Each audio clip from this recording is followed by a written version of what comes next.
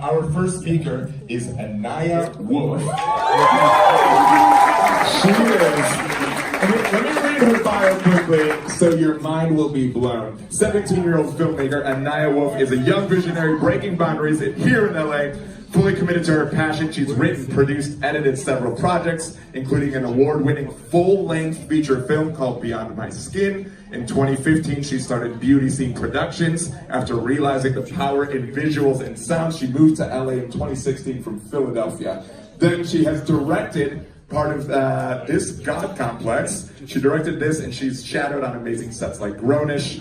She enjoys volunteering as a maverick for Ava DuVernay's distribution company, Array, and attended screenings for other local independent filmmakers. Ladies and gentlemen, everyone in the crowd, all humans in this room, give it up for Aniya Wolfe.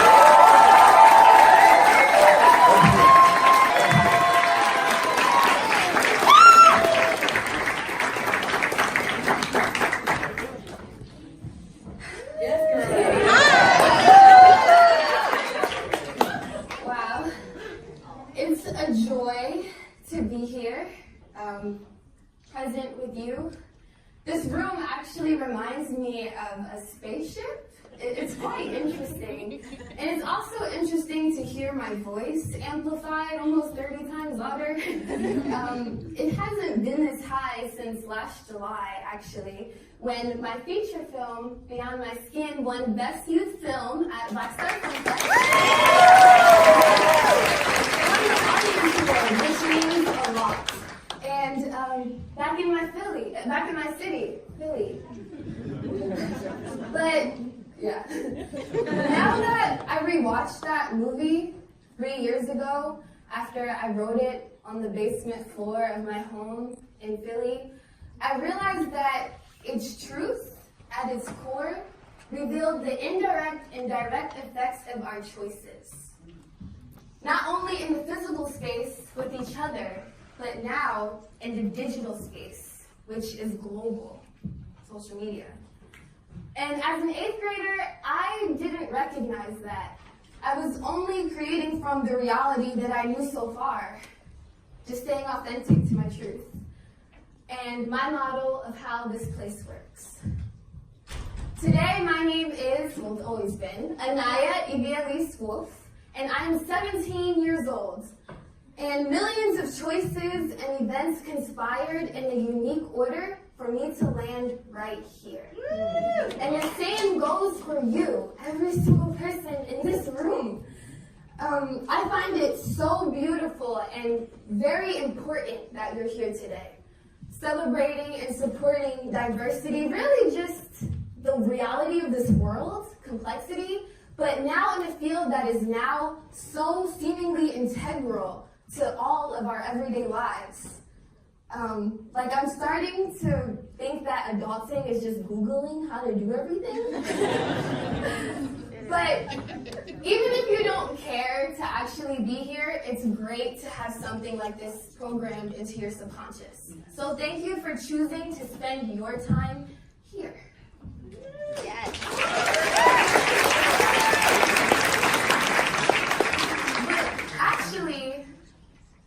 How did we get here?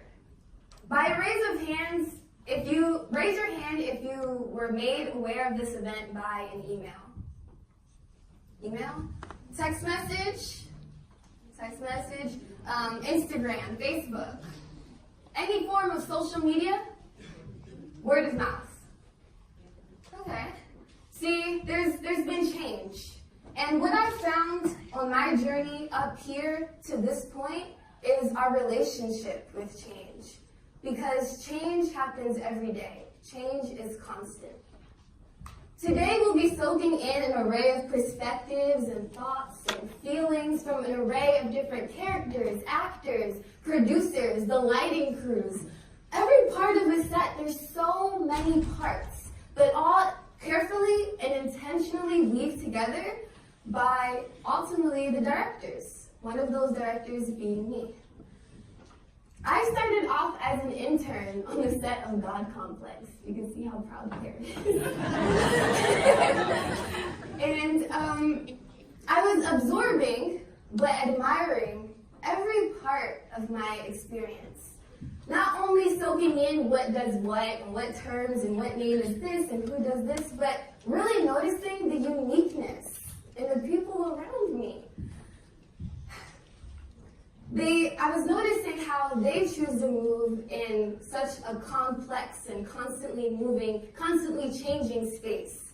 And I realized that being aware of the realities that surround you will ultimately lead to a more peaceful and maybe even more purposeful navigation.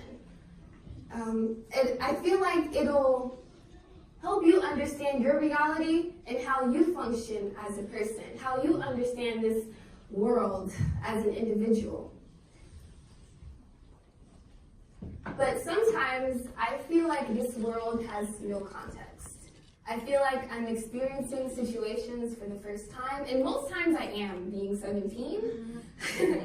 But my first impression of this set was different because one, it was predominantly women from start to finish.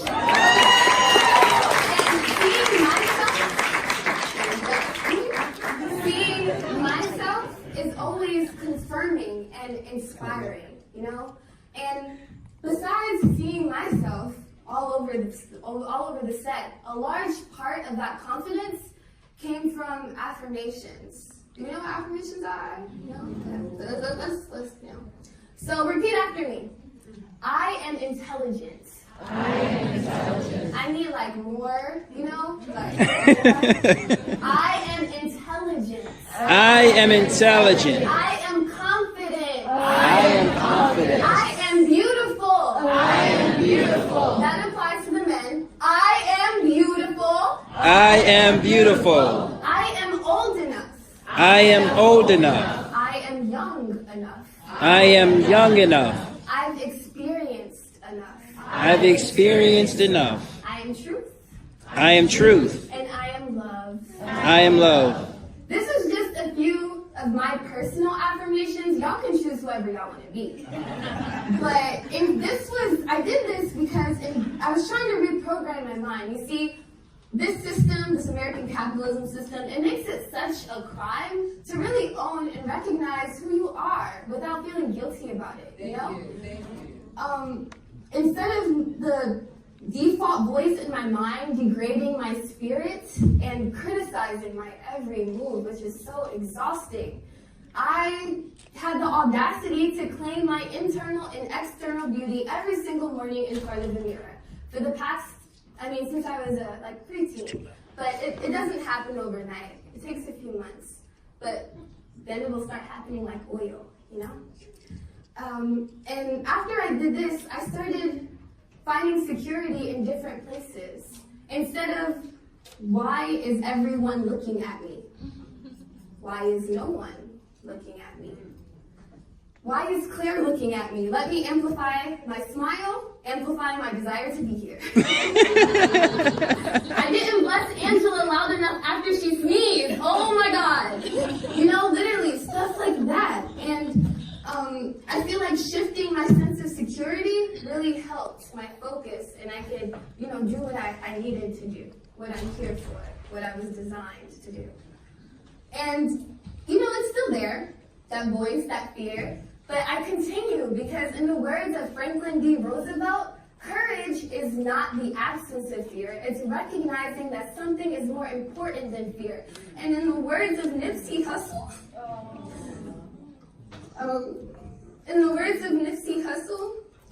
my thing is that I don't give no one person that much power over my path that I'm walking. No one can break that path except me or God.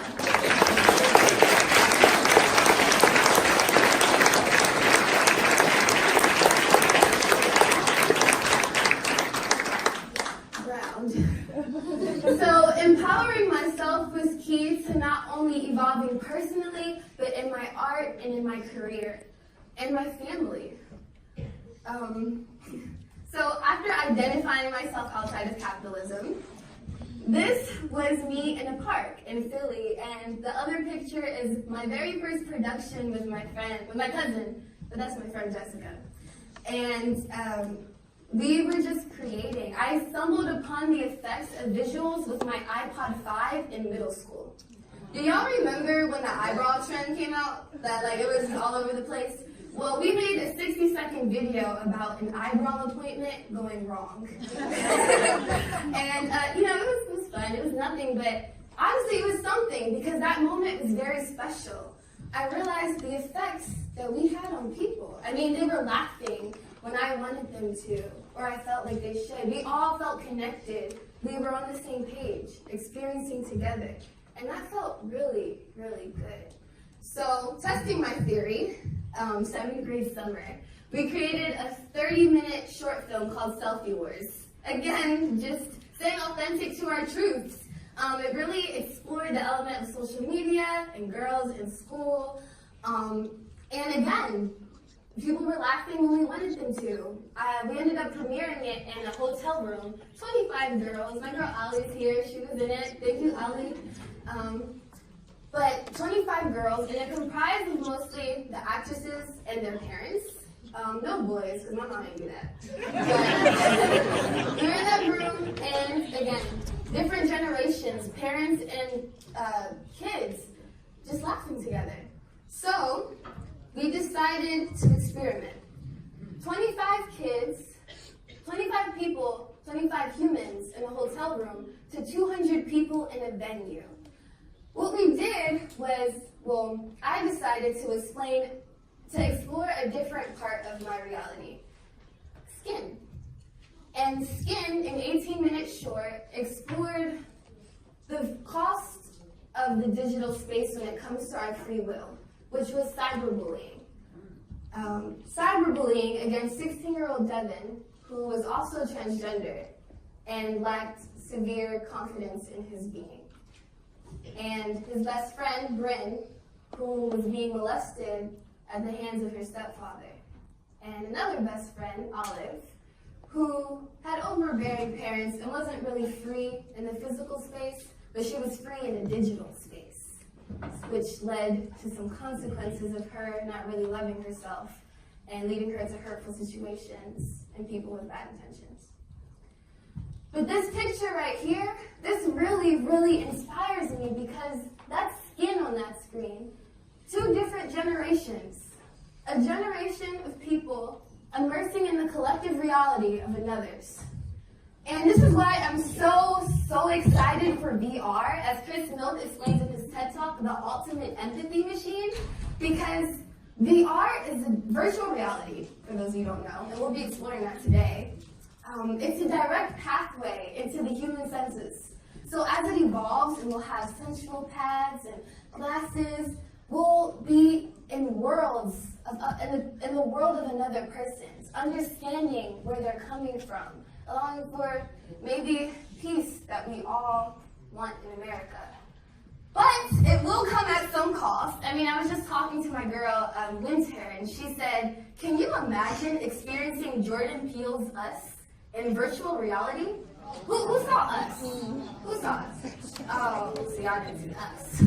Well, a scary movie in virtual reality. So this is definitely a whole new idea to navigate, but I think it's worth the progression. And we'll figure it out because change is constant and we know how to adapt. But Skin started to explore the tri-state area, and it was hitting different locations, different people. And what I saw happen was my perspective being accounted for. I mean, on the right, that is from a film festival, the Cup Film Festival. So ultimately, my perspective and my generations was being accounted for in film festivals. So at this point, we had a shift of mind. We started recognizing the power of what we were doing. And people in my community in Philly and Jersey, they all wanted more. And honestly, I wanted more too. So we decided to extend 18-minute Skin into an 80-minute feature. So I feel as an artist, I have the responsibility of maintaining authenticity in my work, considering the raw influence that it has subconsciously and consciously.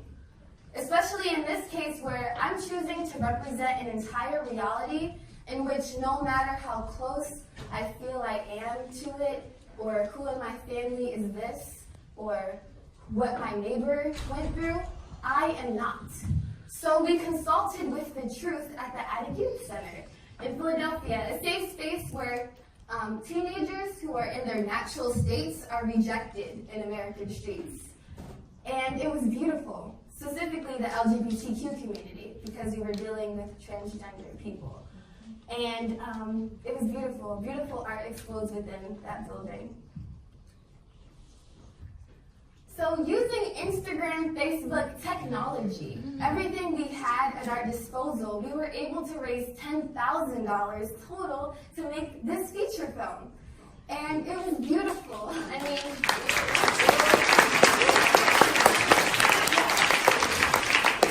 it was great. I mean, people in Texas, a producer in Texas gave $1,000 to a 15-year-old girl in Philly who wanted to make a movie. And another person in Philly, Luke Allen Productions, he gave $1,000 to help us make this happen. So technology, folks. Technology helps us extend the effects of our being. We don't have to wait. We don't have to wait. We have the tools to construct and deconstruct now. We cannot expect other people to do it for us. The diversity and the complexity must speak for ourselves.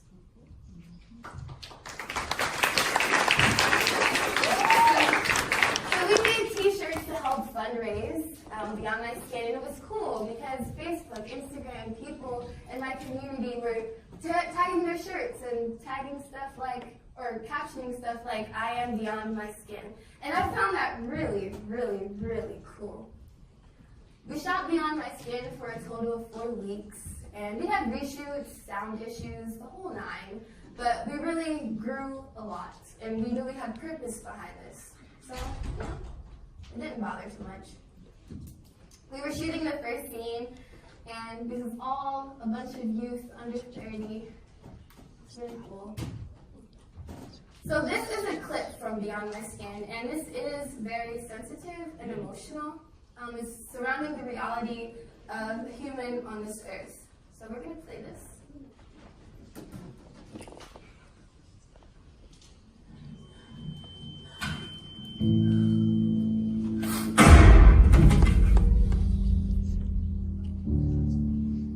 I don't want him here. I was born from man. I was born from woman.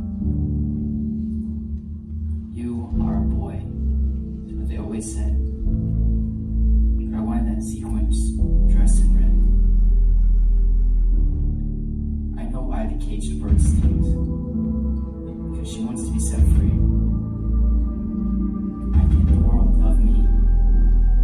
See me. See me. See me.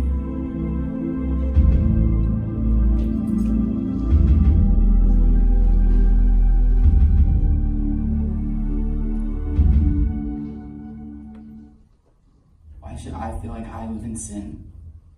I wish everybody would have looked beyond my skin.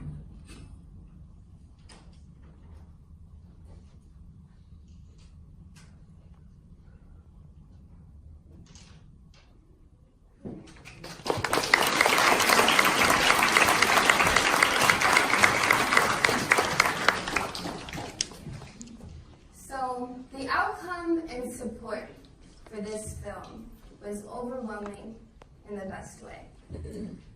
We went from 25 humans in a hotel room to 200 people in the back of a restaurant to 500 people in a church.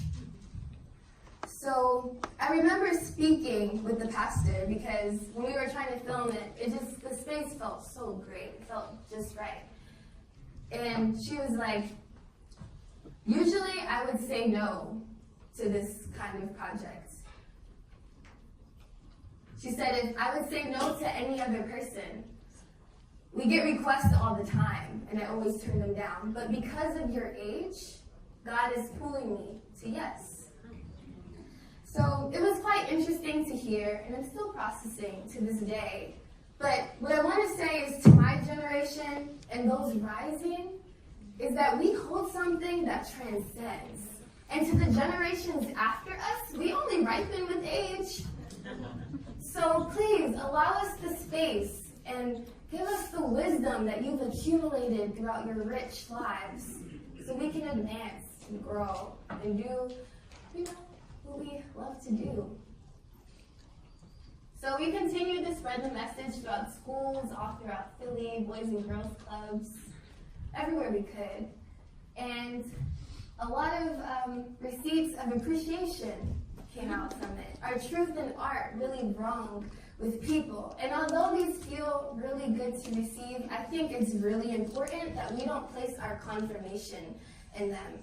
Because internalizing and basing our self-worth upon a system solely designed for money or ruled by one collective perspective is not healthy. You cannot put a price tag on my life, on my art, my short life, my mind, and my soul. My art is what it is, and perceptions come second, and the ideal. Oh, and this picture was in St. Lucia. Which I love this picture, and it makes me so happy because this is in the Caribbean, and the film was screening over there, and after we filmed it, this is a few days later, we just bumped past, and she was wearing the shirt that we gave her. And I just find it very inspiring because in a system that is designed to deny her potential and her beauty, she was embracing it out there on that day in the Caribbean while she was rising. She was rising. Yes. Oh, and being in St. Lucia reminded me that this reality is all over the world. Girls want to strive. So then we took a risk. We moved to Los Angeles. It was a decision that took about 12, we sat at the table, and within 12 days, we sold our home. We really felt that this was right. And it was scary leaving everything that we knew out in Philadelphia. Our friends, generations and generations being born there, our home, not ever even being to Los Angeles. What were my parents thinking? I love you guys. But yeah, we did it. And now, this is some corny pictures of our journey. Because, did you really move to LA if you don't have a picture of the Hollywood sign? But now we continue to create and expand. And like this outfit right here, this is handmade entirely by a 16-year-old girl that is in the audience. Madison, stand up! Stand up!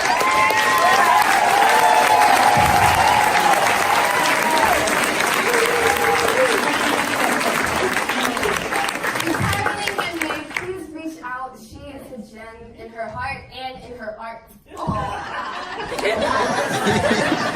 the thing is, I didn't even know Maddie personally. I'm connected with Maddie through Instagram, technology, And this is a narrative that is not only existing, becoming more present in my generation, but across humanity. So if you might want to get with the times. Yes. We FaceTime and connected, and then we've been spooling magic out since then. If you know Tim Johnson Jr., our really good friend, he was a semi-finalist on the floor. We directed his video, and she gave her pieces, and connecting with other girls, and girls of color who have similar dreams, and just building with each other. And our next project coming in the future is 7. Now with 7, we didn't reach our crowdfunding goal. So I decided that it needed a different kind of energy to evolve. So we've been giving it time and brewing it, but basically it explores the perceptions of 7 different teenagers, written by 7 different teenagers from all of the time zones in America, and we've been connecting through technology. It's really exciting. I can't speak too much of it, but it's coming soon. And our time is ending, but thank you for listening, and thank you, Claire and Dorea, for allowing me this space.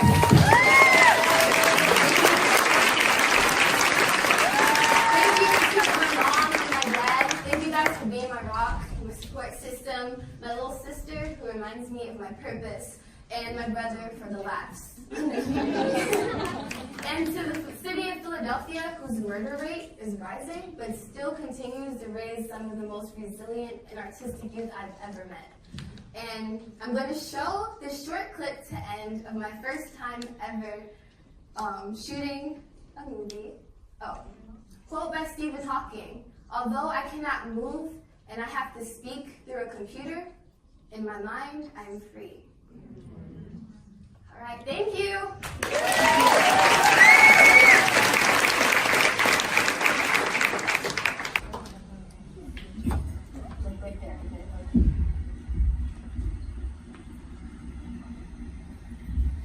I'm not sure what you're supposed to say. You have to say something. You have to say like roll one. Okay, so scene 4, take 1. I think you're supposed to say selfie war, scene 4, deal. Say selfie war, scene 4, take 1. What? Selfie wars, Wait, I scene didn't 4, start take it 1. Okay. Selfie wars, scene 4, take 1.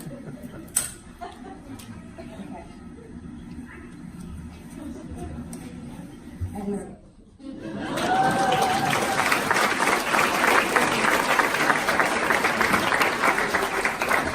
And Aniya Wolfe, everyone!